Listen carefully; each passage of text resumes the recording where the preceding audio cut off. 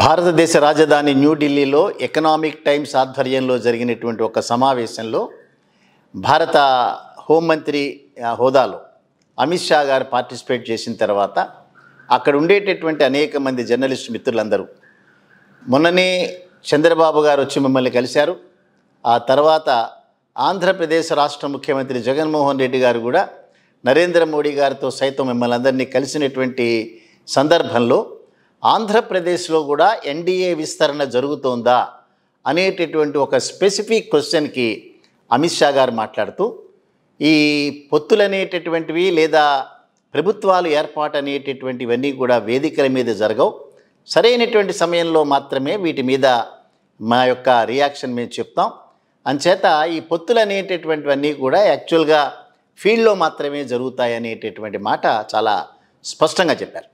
చెప్తూనే దానితో పాటుగా అనేక కామెంట్స్ వారు చేయటం అనేటటువంటిది భవిష్యత్తులో భారతీయ జనతా పార్టీకి ఉండేటటువంటి విధానాలని స్పష్టం చేస్తూ చాలా క్లియర్గా మాట్లాడిన సందర్భాలు మనం న్యూఢిల్లీలో చూసాం.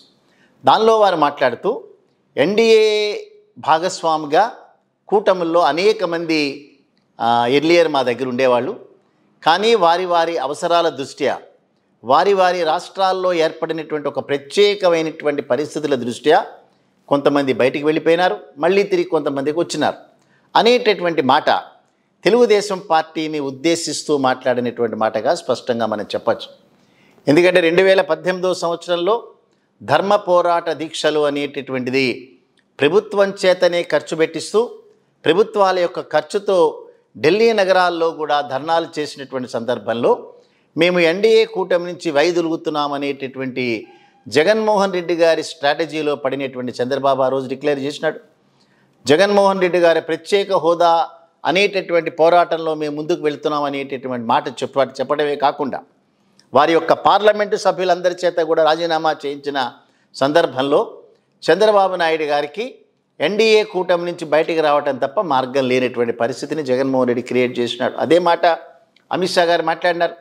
ఏ పార్టీలు అయితే మా దగ్గర నుంచి వెళ్ళిపోయినాయో వారికి ఉన్నటువంటి ఒక ప్రత్యేకమైనటువంటి రాజకీయ పరిస్థితులు వారి వారి రాష్ట్రాల్లో ఏర్పడినటువంటి కొన్ని పరిస్థితుల దృష్ట్యా మాత్రమే వాళ్ళు వెళ్ళారు.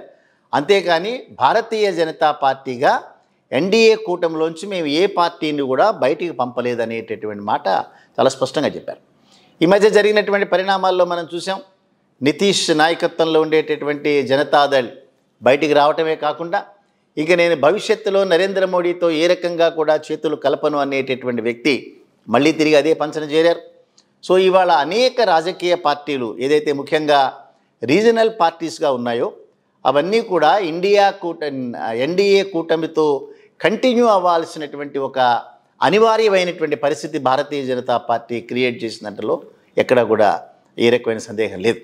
అందుకనే ఆ సమిట్లో జరిగినటువంటి ప్రశ్నలన్నీ కూడా ఆంధ్రప్రదేశ్ రాష్ట్రంలో మీరు చంద్రబాబుతోనూ జగన్మోహన్ రెడ్డి గారితో ఇద్దరితో కూడా చర్చలు చేశారు కాబట్టి ఎన్డీఏ విస్తరణ జరుగుతుందా అన్న దాంట్లో పొత్తులకు సంబంధించి మరికొంత సమయం మీరు వేచి చూడాల్సినటువంటి పరిస్థితి ఉంటుంది అనే మాట చాలా స్పష్టంగా చెప్పారు.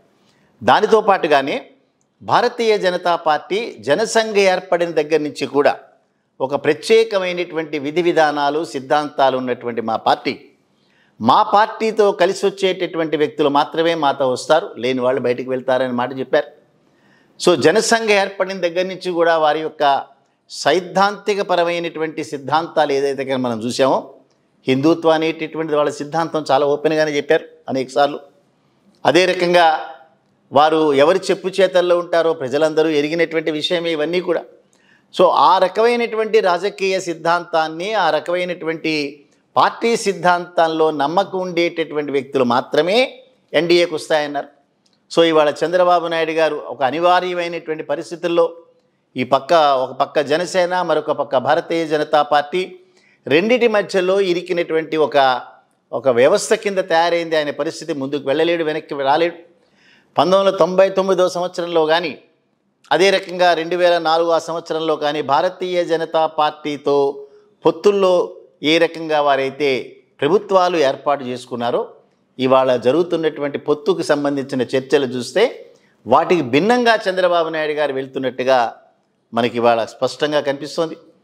లోకేష్ గారు అక్కడక్కడ మాట్లాడినటువంటి మాటలు కానీ, చంద్రబాబుకు ఉన్నటువంటి అనివార్య పరిస్థితులు కానీ, తప్పనిసరిగా 60 నుంచి 70 సీట్లు భారతీయ జనతా పార్టీకి, జనసేనకి ఇవ్వాల్సినటువంటి ఒక అనివార్యమైనటువంటి పరిస్థితులు ఏర్పడినాయి. సో దాదాపు 60 సీట్లు ఆ రెండు రాజకీయ పార్టీలకి, ఒక పార్టీకి అయితే 1% కంటే ఎక్కువ ఓట్లు లేనటువంటి పార్టీ, మరొక పార్టీ అయితే 5.5% కంటే ఎక్కువ లేనటువంటి పార్టీ. సో దాదాపుగా 37 నుంచి 39% ఓట్లు ఉండేటటువంటి ఒక రాజకీయ పార్టీ ఈ రెండు రాజకీయ పార్టీల యొక్క చతురతలో చిక్కుకుని పోవటం అనేటటువంటిది. అదే రకంగా ఢిల్లీ పురవీధుల్లో తిరుగుతూ వారి యొక్క కరుణా వీక్షణ కటాక్షాల కోసం వెయిట్ చేయటం, అదే రకంగా పొత్తు ఉందో లేదో చెప్పేటటువంటి ఆ అవకాశం చిన్న పార్టీలకు ఇవ్వటం, పెద్ద పార్టీ అయినటువంటి చంద్రబాబు గారి దగ్గర పొత్తు విషయంలో ఎన్ని సీట్లు ఇస్తున్నారు, పొత్తు ఉంటుందా లేదా అనేటటువంటిది. మనకొచ్చిన సమాచారం ప్రకారం అనేక మంది తెలుగుదేశం పార్టీ కార్యకర్తలు కానీ, నాయకులు కానీ పొత్తు ససేమి రావద్దు అనేటటువంటి సందర్భంలో ఇవాళ ఇద్దరి మధ్య ఏర్పడేటటువంటి పొత్తు ఏదైతే ఉందో ఆల్మోస్ట్ కన్ఫర్మ్ అయింది. అందుకే వామపక్ష పార్టీలు కూడా రేపు 20వ తేదీన సమావేశమవుతూ తెలుగుదేశం పార్టీ, భారతీయ జనతా పార్టీ, జనసేన ఈ మూడిట్లని కూడా ఓడించమని ఒక పిలుపు ఇవ్వబోతున్నారు. వైసీపీ పార్టీని ఓడించమని పిలుపు ఇవ్వబోతున్నారు. సో పొత్తు స్పష్టంగా వీళ్ళిద్దరి మధ్యలో కుదిరిందన్న సమాచారం వచ్చిన తర్వాత మాత్రమే వారు ఆ రకమైనటువంటి సమావేశాలు హోల్డ్ చేయడానికి నిర్ణయం చేశారు. ఏది ఏమైనప్పటికీ కూడా మా సిద్ధాంతాల పట్ల నమ్మకం ఉండేటటువంటి వ్యక్తులు మాత్రమే మాతో జతగడతారు, లేని వ్యక్తులు ఫ్రీగా బయటికి వెళ్ళిపోవచ్చు, మళ్ళీ లోపలికి రావచ్చు అనేటటువంటి స్పష్టమైనటువంటి సంకేతాన్ని ఇచ్చారు. ఇటువంటి సందర్భంలో చంద్రబాబు నాయుడు గారి మాటల్లోనే చెప్పాలంటే 99 సంవత్సరం తర్వాత ఎప్పుడైతే గోద్రా సంఘటన జరిగిందో ఆ రోజున ముఖ్యమంత్రి హోదాలో చంద్రబాబు నాయుడు గారు మాట్లాడింది, మసీదులు మేము కడుతుంటే మసీదులు పడగొట్టేటటువంటి పార్టీకి సంబంధించిన నాయకులు ఎవరిని కూడా ఆంధ్రప్రదేశ్ రాష్ట్రంలోనే రానివ్వననేటటువంటి మాట చెప్పారు భారతీయ జనతా పార్టీని ఉద్దేశించి. అదే రకంగా నరేంద్ర మోడీని ఉద్దేశించి, నరేంద్ర మోడీ చేతులకు రక్తం అంటుకున్నది, నరేంద్ర మోడీ నరహంతకుడు, సో ఆంధ్రప్రదేశ్ రాష్ట్రంలో మోడీ కనుక అడుగు పెడితే తప్పనిసరిగా నేను వారిని జైలు వెనకాల, జైళ్ళ నదుల 4 గోడల మధ్యలో కూర్చోబెడతాననేటువంటి మాట చెప్పారు. బట్ ఇవాళ దానికి భిన్నంగా వారి యొక్క కటాక్ష వీక్షణాల కోసం గంటల తరబడి వెయిట్ చేయటమే కాకుండా వారితో పొత్తుచ్చారు. ఇవన్నీ రాష్ట్ర ప్రజలకు సమాధానం చెప్పాల్సినటువంటి అవసరాలు. సో ఏది ఏమైనప్పటికీ కూడా ఇద్దరి మధ్యలో జరగబోయేటటువంటి పొత్తు ఏదైతే ఉందో దానికి రేపు రాబోయేటటువంటి రోజుల్లో ఆంధ్రప్రదేశ్ రాష్ట్రం మీద విపరీతమైనటువంటి ఎఫెక్ట్ పడడానికి అవకాశాలు ఉన్నాయి.